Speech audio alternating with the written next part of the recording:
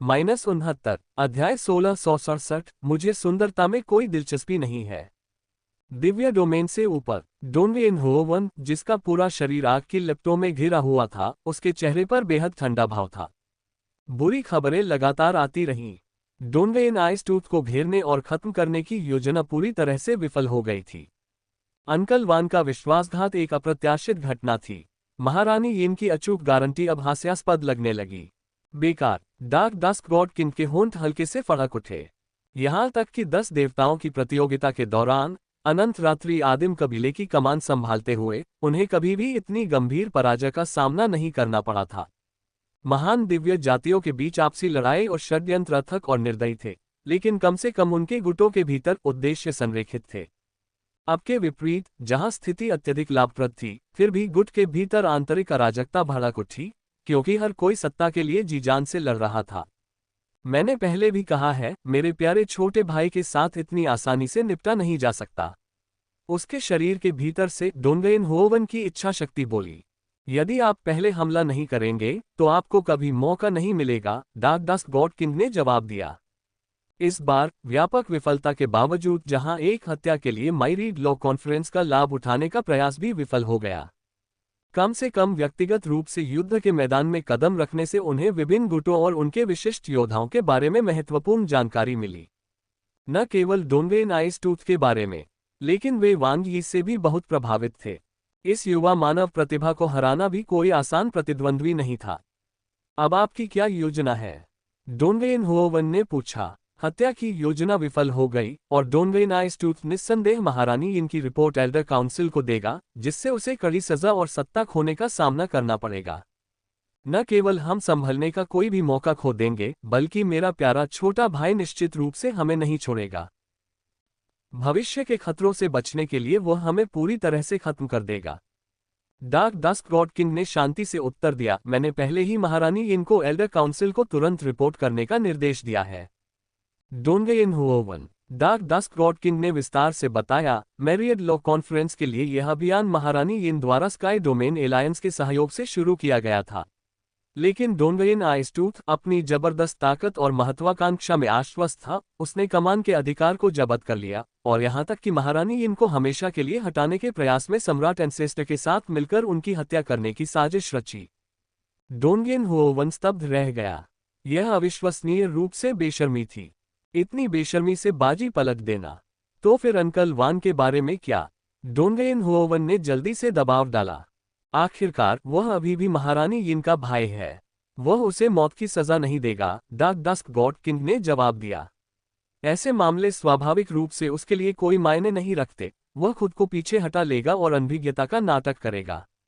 जहां तक इस बात का सवाल है कि किसने किसकी हत्या की, प्रत्येक पक्ष अपना अपना हिसाब देगा, जिससे एल्डर काउंसिल किसी निश्चित निष्कर्ष पर नहीं पहुंच पाएगी। अंत में मामला बिना समाधान के ही खत्म हो जाएगा।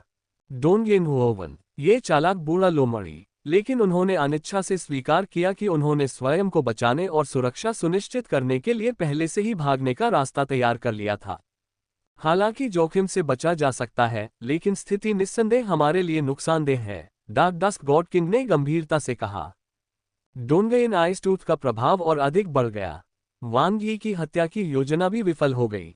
यहां तक कि सम्राट पूर्वज के माध्यम से मानव महान कबीले गठबंधन को विभाजित करने का प्रयास भी नहीं किया जा सका। अब उनके सामने विकल्प कम रह गए थे। स्थिति अत्यंत प्रतिकूल थी। तो अब हम क्या करें? डोनवेन होवन ने तत्काल जोर दिया। डार्क डस्क गॉड किंग ने कहा, महान चीजें हासिल करने के लिए धैर्य रखना जरूरी है। अगर हमारे लिए समय सही नहीं है तो हम पीछे हट जाते हैं और ठीक हो जाते हैं। इस लड़ाई के बाद हम अस्थायी रूप से सत्ता संघर्ष से हट जाएंगे और डोनवेन आइसटूथ को अगले दौर की योजनाओं का नेतृत्व करने देंगे। हम धैर्यपूर्वक हाइबरनेट करेंगे और सही अवसर की प्रतीक्षा करेंगे। डोनवेन होवन ने कहा, लेकिन क्या इससे डोनवेन आइसटूथ को पूर्वी आदिम क्षेत्र का ताज चांदी की थाली में नहीं मिल जाएगा? इतनी आसानी से नहीं, डार्क डस्क गॉड किंग ने ठंडे स्वर में कहा। मानव महान कबीले गठबंधन द्वारा प्रदर्शित क्षमताओं को देखते हुए डोनवेन आइसटूथ को प्रभुत्व हासिल करने के लिए डोनवेन आदिम जाति को एकजुट करने में भारी कठिनाई का सामना करना पड़ेगा। मानव महान कबीले गठबंधन को हराना कोई आसान काम नहीं है। वांग यी कोई ऐसा प्रतिद्वंद्वी नहीं है जिसे कम करके आंका जा सके। अगर डोनवेन आइसटूथ बहुत घमंडी हो गया तो संभावना है कि वह वांग यी के हाथों क्रूर पतन सहना।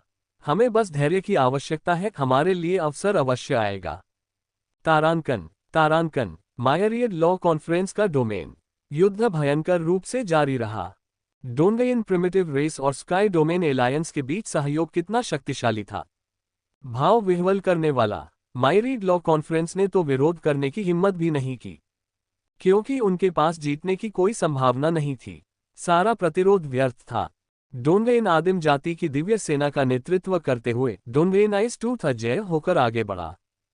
फादू दिव्य जाति की मुख्य सेनाओं को कुचलने और सिंडर मैजिक डोमेन पर विजय प्राप्त करने के बाद उन्होंने रुकने का कोई इरादा नहीं दिखाया। एक क्षण में वे पुनः जीरो आइस डिवाइन डोमेन की ओर बढ़ गए तथा नए जोश के साथ हमला करने लगे।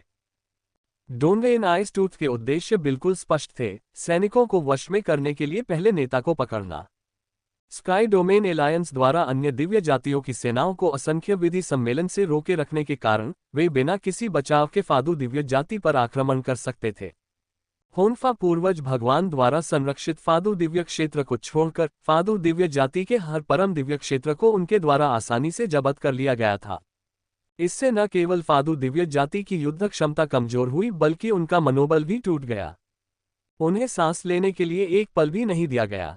जब तक फादू दिव्य जाति का पतन होता रहेगा, युद्ध का रुख अपरिवर्तनीय रूप से डोनवेन आदिम जाति के पक्ष में रहेगा। आमने सामने, चाहे वह मायरियड लॉ कॉन्फ्रेंस हो या ह्यूमन ग्रेट प्लान एलायंस, दोनों में से किसी ने भी कोई खतरा उत्पन्न नहीं किया। आंतरिक कलह के बिना कुछ भी उनकी प्रगति को रोक नहीं सकता था। मार डालो, डोनवेन आइसटूथ ने दहाड़ते हुए कहा, जानलेवा इरादे से बढ़ते हुए, व्यक्तिगत रूप से हमले का नेतृत्व करते हुए। इस क्षण में वह अजेय था। अल्पविराम। जीवन शक्ति दिव्य डोमेन। वांग यी, जो दूर से ही मायरियड लॉ कॉन्फ्रेंस के कार्यों की देखरेख कर रहे थे और चतुराई से उस पर दबाव बनाए हुए थे, असामान्य रूप से निश्चिंत थे। अब तक स्थिति बिल्कुल स्पष्ट हो चुकी थी। जब डोनवेन आदिम जाति आगे बढ़ रही थी, तब स्काई डोमेन एलायंस भी आगे बढ़ रहा था। सहयोग का दिखावा करते हुए उन्होंने कृतघ्न दलबदलुओं को निर्दयतापूर्वक समाप्त करने की योजना बनाई। हालांकि कई परम दिव्य डोमेन पर कब्जा करने से स्काई डोमेन एलायंस को कोई वास्तविक लाभ नहीं हुआ। मिरियाड लॉ कॉन्फ्रेंस को कमजोर करने से अप्रत्यक्ष रूप से डोनवेन आदिम जाति को सशक्तता मिली।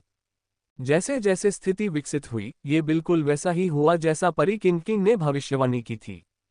डोनवेन आदिम जाति के लाभ के लिए प्रगति हो रही है। युद्ध के मैदान में किसी को आवेग में आकर काम नहीं करना चाहिए। परी किंग ने वांग यी को मनाने के अपने ईमानदार प्रयास जारी रखे। अभी भी समय है, वापस लौट आओ। यदि वे अब पीछे नहीं हटे तो मायरियड लॉ कॉन्फ्रेंस सचमुच नष्ट हो जाएगी। उसकी हताशा अपनी सीमा तक पहुंच चुकी थी, लेकिन वांग यी ने अनसुना कर दिया। जीवन शक्ति का दिव्य क्षेत्र वास्तव में अजेय था। फिर भी कुछ ही क्षणों में स्काई डोमेन एलायंस ने मायरियड लॉ कॉन्फ्रेंस से 3 अन्य दिव्य डोमेन ले लिए थे। उनकी संख्या बढ़ती ही जा रही है। अब वे पुनर्तः ऊपरी हाथ रखते हैं। दोनों मोर्चों पर घिरी मायरियड लॉ कॉन्फ्रेंस के पास कोई समाधान नहीं है। वे केवल ये देख सकते हैं कि डोनवेन आदिम जाति और आकाशीय क्षेत्र गठबंधन धीरे धीरे उन्हें निगल रहे हैं। उन्होंने विरोध करने की कोशिश की, लेकिन ये बेकार था। उन्होंने दया की भीख मांगी, लेकिन वह भी काम नहीं आया। न तो वांग यी और न ही डोनवेन आइसटूथ नरम पड़े। पतन के कगार पर। समय बीतता जाता है और मायरियड लॉ कॉन्फ्रेंस की जीवंतता कम होती जाती है। हर खोया हुआ परम दिव्य क्षेत्र, हर पतनशील अराजकतावादी ईश्वर, ये सब उस कीमत की गवाही देता है जो मायरियड लॉ कॉन्फ्रेंस अपनी महत्वाकांक्षा के लिए चुका रही है। पूर्वी आदिम क्षेत्र के सर्वोच्च सिंहासन तक पहुंचने का सपना लगातार दूर होता जा रहा है। अनिच्छा का क्या उपयोग है? डोनवेन आदिम जाति और स्काई डोमेन एलायंस के जुड़वां दिग्गजों का सामना करना। कच्ची ताकत में अंतर बहुत बड़ा है। आप हमसे वास्तव में क्या चाहते हैं कि मायरियड लॉ कॉन्फ्रेंस को बख्श दिया जाए? परी किंग की आवाज असहायता और निराशा से भरी हुई थी। बाघ को वापस पहाड़ों में छोड़ दो, वांग यी ने व्यंग्य किया। क्या तुम्हें लगता है कि हम अब भी तुम्हें धमकाने में सक्षम हैं? परी किंग ने खुद का मजाक उड़ाया। तुम्हें छोड़ दूंगा, वांग यी ने रुककर कहा। यह पूरी तरह असंभव नहीं है। विस्मयादिबोधक चिन्ह, प्रश्नवाचक चिन्ह। परी किंग स्तब्ध रह गई। उसकी उदास अभिव्यक्ति तुरंत आश्चर्य और आशा में बदल गई। वांग यी को देखते ही उसकी चमकीली आंखें चौड़ी हो गईं। क्या तुम गंभीर हो?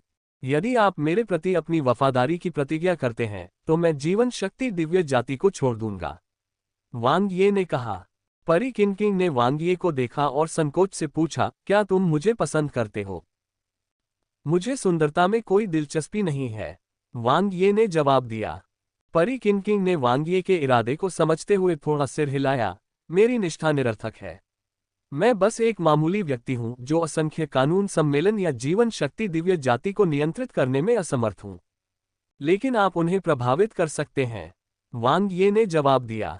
उनकी निगाहें एक दूसरे से मिली हुई थीं और वे एक दूसरे के इरादे को स्पष्ट रूप से समझ रहे थे। मुझे इस बारे में सोचने दो, परी किनकिंग ने अपने होंठ कसकर काटे। वांग ये ने आगे दबाव न डालते हुए मंद मंद मुस्कुराया। यही वास्तव में उनका लक्ष्य था।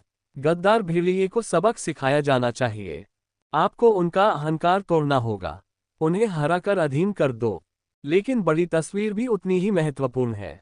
असंख्य विधि सम्मेलन को नष्ट करने से डोंगइन आदिम जाति की 3 पैर वाली गतिशीलता 2 मजबूत प्रतिद्वंद्विता में बदल जाएगी। ये डोंगइन आदिम जाति की इच्छा है, लेकिन स्काई डोमेन एलायंस की नहीं। चाहे आप इसे किसी भी तरह से देखें, स्काई डोमेन एलायंस अभी भी डोंगइन आदिम जाति से पीछे है। यहां तक कि व्यक्तिगत रूप से भी उनकी ताकत डोंगइन आइसटूथ से एक कदम नीचे है। इसलिए बाहरी ताकतों की आवश्यकता है। माइरीड लॉ कॉन्फ्रेंस एक महत्वपूर्ण शतरंज का मोहरा है। डोंगइन आइसटूथ भी चतुर है। वह जानबूझकर फादू दिव्य क्षेत्र पर पूर्ण आक्रमण करने से बचता है ताकि फादू दिव्य जाति को पूरी तरह से कुचला न जा सके और उनके पक्ष को माइरीड लॉ कॉन्फ्रेंस को अवशोषित करने की अनुमति न मिले। लेकिन कभी कभी किसी गुट को अपने में मिला लेने का मतलब यह नहीं होता कि आप उसे अपने गुट में मिला लें। आप मुझसे क्या करवाना चाहते हैं? परी किनकिंग ने अपना सिर उठाया। उसकी बुद्धिमान लेकिन थोड़ी थकी हुई आंखें भावनाओं से भरी हुई थीं। विरोध मत करो, वांग ये ने उससे कहा, और एक पल में भगवान दफन मकबरा खुल गया। परी किनकिंग के ऊपर एक विशाल महल दिखाई दिया जिसका दमनकारी भार और उसकी इच्छाशक्ति का दमन स्पष्ट रूप से महसूस किया जा सकता था। परी किनकिंग का दिल जोरों से धड़क रहा था। उसका तेज दिमाग लगभग अनुमान लगा रहा था कि क्या होने वाला है। उसने गहरी सांस ली। उसकी पलकें हल्की सी कांप रही थीं। फिर उसने अपनी आंखें बंद कर लीं।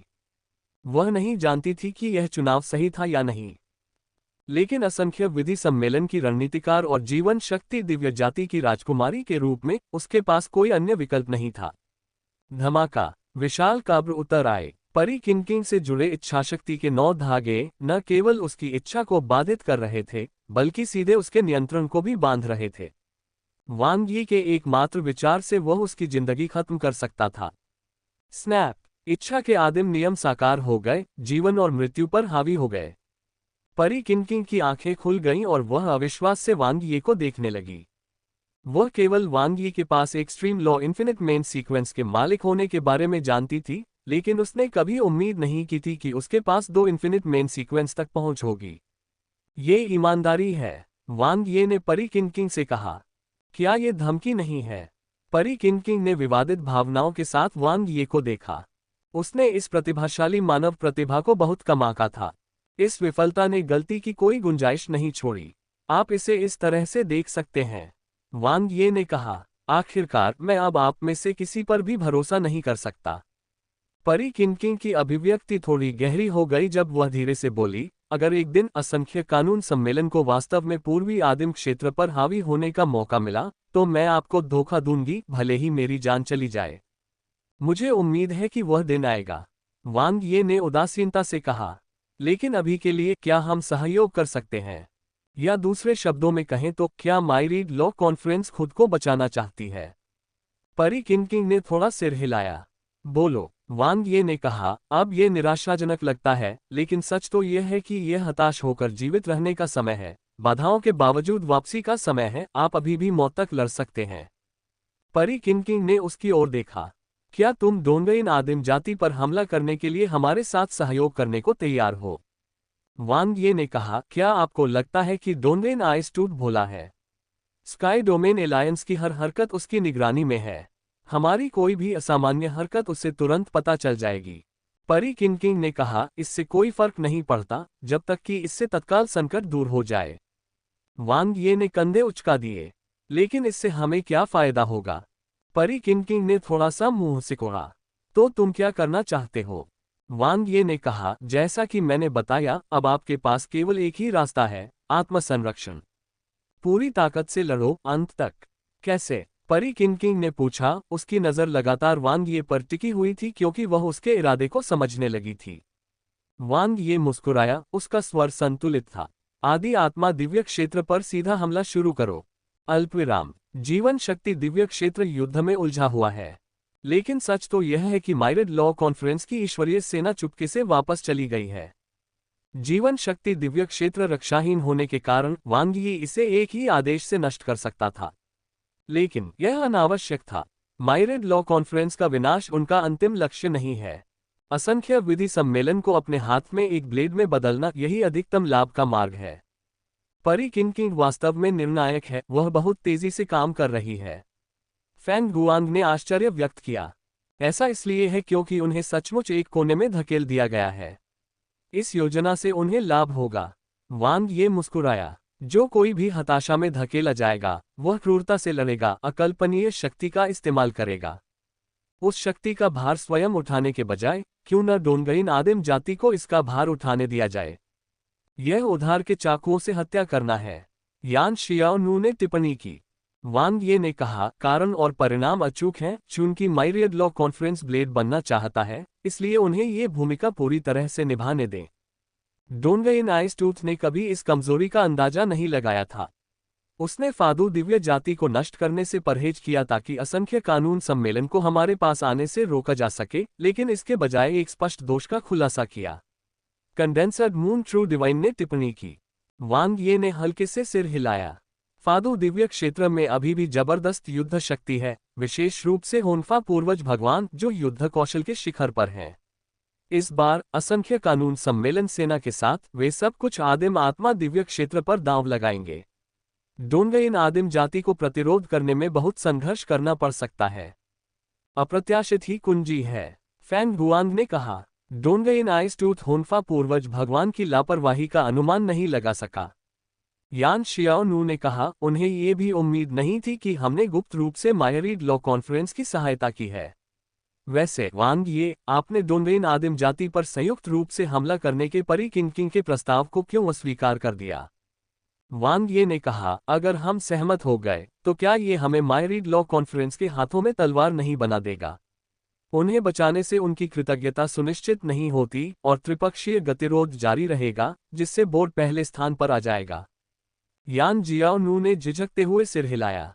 लेकिन अब यह अलग है, वांग ये ने कहा। मैरियड लॉ कॉन्फ्रेंस का प्राइमोडियल सोल डिवाइन डोमेन पर सीधा हमला डोंगइन प्रिमिटिव रेस के साथ निर्णायक संघर्ष की गारंटी देता है।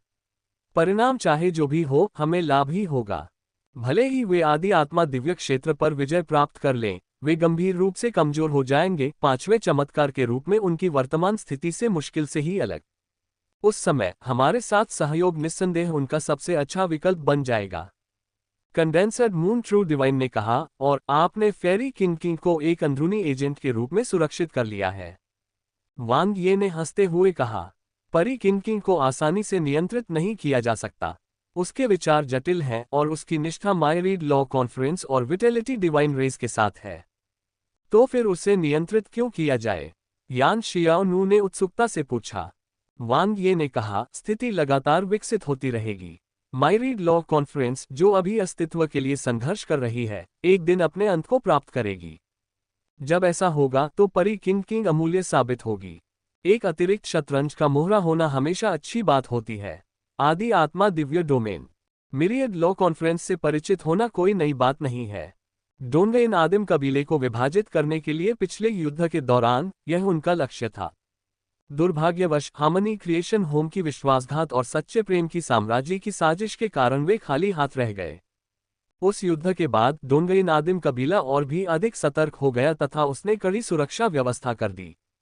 फिर भी असंख्य कानून सम्मेलन अभी भी आया था, क्योंकि उनके पास कोई विकल्प नहीं था, क्योंकि उनके पास पीछे हटने के लिए कोई जगह नहीं थी। डोंगइन आदिम कबीले और स्काई डोमेन एलायंस के संयुक्त हमले का सामना करते हुए मिरियाड लॉ कॉन्फ्रेंस हताशा की ओर बढ़ गया।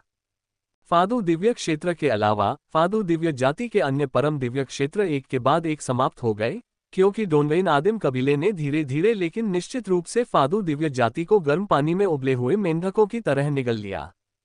स्काई डोमेन एलायंस और भी अधिक प्रत्यक्ष था, जिसने माइरेड लॉ कॉन्फ्रेंस की मुख्य युद्ध क्षमता को बांध दिया तथा पूर्ण शक्ति का लाभ उठाकर कई मोर्चों पर उनकी लघु और मध्यम दिव्य जाति की सुरक्षा को तोड़ दिया। अब तक माइरेड लॉ कॉन्फ्रेंस ने अपने अंतिम दिव्य डोमेन का आधा हिस्सा खो दिया है। इसकी गिरावट पर अंकुश नहीं लग पाया है, बल्कि यह और भी तीव्र होती जा रही है। मनोबल निम्नतम स्तर पर पहुंच गया है। बदलाव। अब केवल एक ही अंतिम विकल्प बचा है। आगे बढ़ो। परी किनकिंग ने दृढ़तापूर्वक आदेश दिया। उसका रुख दृढ़ था। होन्फा पूर्वज देवता की अनुपस्थिति में वह असंख्य विधि सम्मेलन की द्वितीय कमान थी, यहाँ तक कि उसका पद जीवन शक्ति देवता सम्राट से भी अधिक था। वांग यी की युद्ध क्षमता को निशाना बनाने वाला उनका गुट वास्तव में कमजोर नहीं था। विशेषकर हत्या के असफल प्रयास के बाद, जब दोनों पक्ष आपसी सहमति से नरसंहार में शामिल हुए बिना अस्थायी रूप से पीछे हट गए थे। थोड़े समय के विराम के बाद उनकी युद्ध शक्ति, हालांकि अपने चरम पर नहीं थी, फिर भी पर्याप्त रूप से पुनः प्राप्त हो गई। अपनी संख्यात्मक श्रेष्ठता का लाभ उठाकर वे अभी भी लड़ सकते थे। युद्ध क्षेत्र में एक बार फिर भयंकरता भड़क उठी और कत्लेआम पुनः शुरू हो गया। हताश मिरियाड लॉ कॉन्फ्रेंस ने भारी किलेबंद डोनगइन आदिम कबीले के खिलाफ जमकर संघर्ष किया। स्काई डोमेन एलायंस द्वारा कोई सहायता नहीं दी गई। वांग यी ने ये स्पष्ट कर दिया था कि अब माइरीड लॉ कॉन्फ्रेंस जो कर सकती है वह है खुद को बचाना। उन्हें बाहरी मदद पर अपनी उम्मीदें नहीं टिकानी चाहिए। हमें इसे लेना ही होगा। परी किनकिंग पूरी तरह से जागरूक थी। वह आधारभूत कार्य कर रही थी, स्थिति को नियंत्रित कर रही थी तथा बढ़त हासिल कर रही थी। एक बार जब फादू दिव्य जाति और होन्फा पूर्वज देवता आ गए तो उन्होंने निर्णायक हमला किया। आदि आत्मा दिव्य क्षेत्र, वे इसे जब्त करने के लिए दृढ़ थे। अल्पविराम। प्रथम दिव्य क्षेत्र पार करना। जैसा कि उम्मीद थी, डोनगइन आइसटीथ का चेहरा बर्फ की तरह ठंडा था। उन्होंने अनुमान लगाया था कि यह काम आसानी से नहीं होगा। स्काई डोमेन एलायंस से निपटना आसान नहीं होगा। साझा हितों के साथ माइरीड लॉ कॉन्फ्रेंस को बनाने के लिए सहयोग करना आशाजनक लग रहा था, लेकिन व्यवहार में डोनगइन आदिम कबीले का पलड़ा भारी था। स्काई डोमेन एलायंस का मुख्य लाभ माइरीड लॉ कॉन्फ्रेंस की लघु और मध्यम दिव्य जातियों को निगलने पर टिका था, और यही कारण है कि वे फादू दिव्य जाति को पूरी तरह से कुचल नहीं पाए।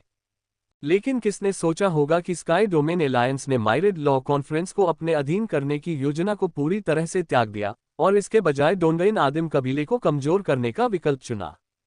स्काई डोमेन एलायंस को तात्कालिक लाभ का त्याग करना पड़ सकता है, लेकिन डोनगइन आदिम कबीले के लिए नुकसान कहीं अधिक होगा। हालांकि स्काई डोमेन एलायंस पूरे समय अनुपस्थित रहा तथा उसने कभी भी माइरीड लॉ कॉन्फ्रेंस के साथ पूर्ण सहयोग नहीं किया। आदि आत्मा दिव्य क्षेत्र पर हमला करने वाली असंख्य विधि सम्मेलन की सेनाएं कहां से आईं? जीवन शक्ति दिव्य डोमेन। अब हम क्या करें, युवा गुरु? क्या हमें तुरंत सेना भेजनी चाहिए? डोनबो सच्चे भगवान ने पूछा। नहीं, डोनगइन आइसटीथ ने गंभीर स्वर में उत्तर दिया, ऐसा करना स्काई डोमेन एलायंस के हाथों में खेलना होगा। बाघ को भेड़िए के खिलाफ खड़ा करने की उनकी रणनीति इस बात पर निर्भर करती है कि हम माइरीड लॉ कॉन्फ्रेंस के अभिजात वर्ग के साथ मौत तक भिड़ें।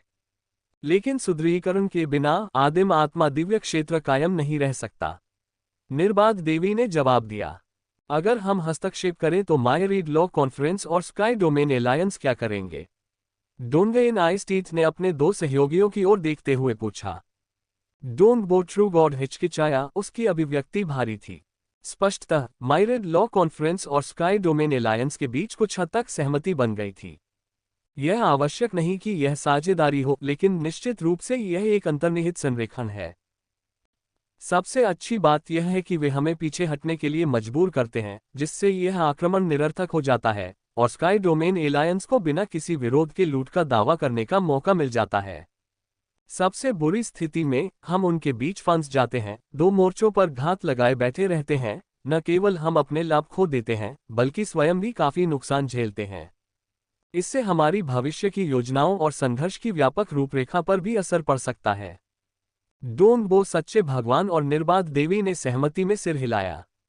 युवा मास्टर हमेशा बहुत सावधान रहते थे। तो हमारा कदम क्या है, युवा मास्टर? निर्बाध देवी ने पूछा।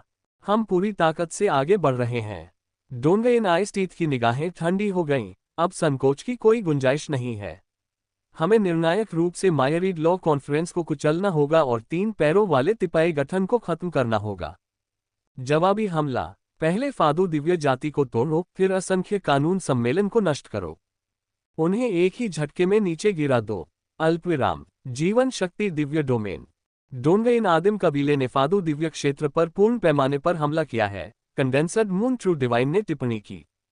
डोनवेइन आइस्टीथ वास्तव में निर्णायक है।